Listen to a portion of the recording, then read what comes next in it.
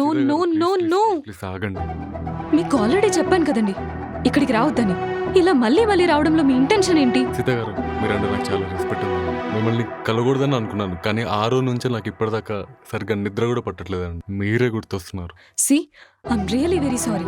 అది యాక్సిడెంటల్ గా జరిగింది, ఇంటెన్షనల్ గా జరిగింది కాదు. నాకు ఆల్రెడీ పెళ్ళైంది. నాకు తెలుసండి మీరు ఒక అన్హెల్దీ మ్యారీడ్ లైఫ్ని లీడ్ చేస్తున్నారని. మీ హస్బెండ్కి మీ మీద ఎలాంటి ఫీలింగ్ లేదు. మీకు కూడా మీ హస్బెండ్ పై ఫీలింగ్ ఉండుంటే నాలాంటి ఒకరిని హక్ చేసుకున్న వారే కాదు. మీ లైఫ్ నేను చూసుకుంటాను, మీరు నాతో వచ్చేయండి. ఒక సిచ్యువేషన్ని సరిగ్గా అర్థం చేసుకోవడం కూడా రాదు. అసలు ఏం చదువుకున్నావు? ఎలా పెరిగావు? మా మధ్య ఎన్ని డిఫరెన్సెస్ అయినా ఉండొచ్చు, మాది భార్యాభర్తల బంధం. Who the hell are you?